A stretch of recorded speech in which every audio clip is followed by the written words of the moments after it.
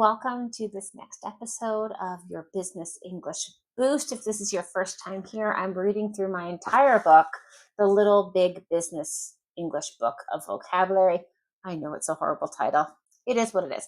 Anyways, I'm reading through this entire book here in this series of videos. What I'm doing is I'm reading through the book from beginning to end. There's 100 pages of this book. There are hundreds of essential business English terms, synonyms, collocations, phrasal verbs, idioms, and synonyms, and better ways to say certain words in different situations in business English. I'm reading through your entire book for you here.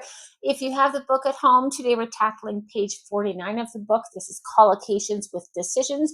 If you don't have the book, don't worry. I'm going to be putting the entire page that I'm reading from up on the screen. And if you do want the book, there's a link down below in the description to Amazon, and the book is $9.99. It's just a small book, even though there's hundreds of essential bits of business English vocabulary in here. Okay, let's jump right in. Business English collocations about decisions. The very first one is make a decision. Now, you know what this means. You know what this means, but I cannot tell you how many times I've heard upper intermediate and advanced level English speakers say, do a decision. Do and make is a whole mystery zone in English. I'll make a video on it one day because this is really tricky for a lot of people, do and make. But decision, this term decision is so important and so used so often in English, in business English especially. You have to make sure you have the collocation right. So it's make a decision. We need to make a decision about which candidate to go for. It took us a while to make a decision, but we're very happy with where we're going with this client. Paul takes quite a while to make decisions, but he usually does make the right decision. So make sure you have repeated this and you understand it's make a decision. You're not saying do a decision. Okay, the next one here on the page I have is reach a decision. Now, if you see me looking down, I'm reading from my book. You have the book there on the screen with you. I don't. I'm just reading from a book for you guys. So the next one is reach a decision. And this is great. This means you make a decision. You found your decision through discussion. So you're talking to other people and you don't know what to do. You don't know which decision to go for.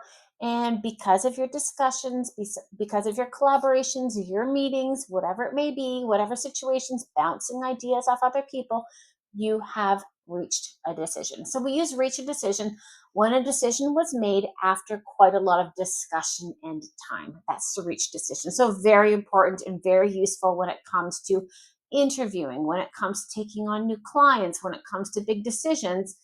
We often don't make those decisions on our own. We talk to other people, we collaborate with them, we share ideas, and that's when you say reach a decision. Next one here is weigh the options. Now, weigh, if you think of a scale, and in this hand, if I put 5 rocks, and in this hand, I put 3 rocks, well, this hand is heavier, right? So to weigh options, to weigh the options, weigh your options, or just weigh options. To weigh options means I have my list of pros, my list of cons, my list of advantages, my list of disadvantages, my list of upsides, my lists of downsides. You're weighing 2 different things. So you have 2 columns of good things, pluses, 2 columns of bad things, minuses. So when you do have a decision that you need to make and you have different areas to go down, it could be more than 2 options. It could be 5 different suppliers to go with, and you don't know which supplier to go with. Well, you're going to weigh the options. What are the advantages of this supplier and disadvantages? What are the advantages of this supplier and disadvantages, etc., through all the suppliers.